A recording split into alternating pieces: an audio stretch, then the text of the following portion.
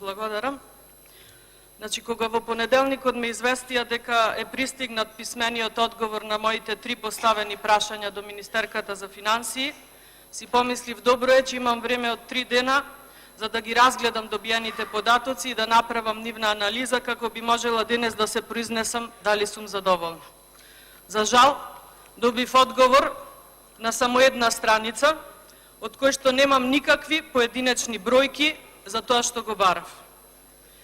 Министерката писмено ме информира дека Министерството за финансии не води ваков вид на евиденции и дека во 2018 има постапено по 3248 барања од буџетските корисници и по 2089 барања во оваа 2019 година.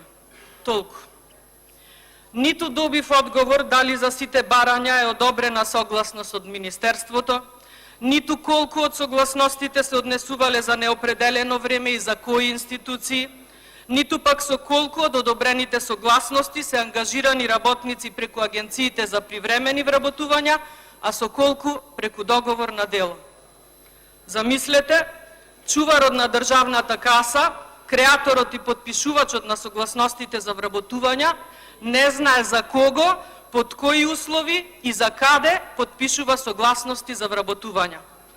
А законски рок за чување на согласностите, односно позитивните мислења за вработувања, е 2 години.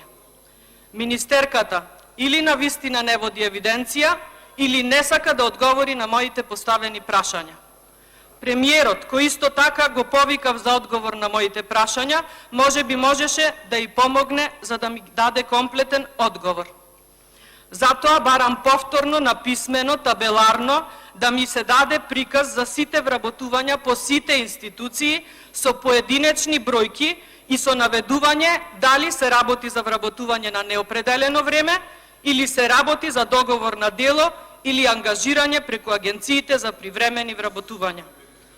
Вице-премиерот Анѓушев вчера во Кавадарци излезе со бројки на вработени во администрацијата и во приватниот сектор. Како може Анѓушев да знае, а Ангелова да не знае? Нека ги задолжи, ако не сите буџетски корисници, јавни предпријатија и акционерски друштва, како ЈАВРМ за ова што го барам.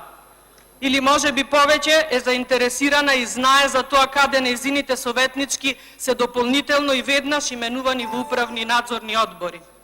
Навистина срамно и скандалозно е ваквото однесување на актуелната министерка за финансии, која патем и денес не е присутна на оваа седница. Затоа ќе кажам дека одговорот воопшто не сум задоволна и барам повторно и написмено комплетен одговор на сите мои поставени прашања. Ви благодарам.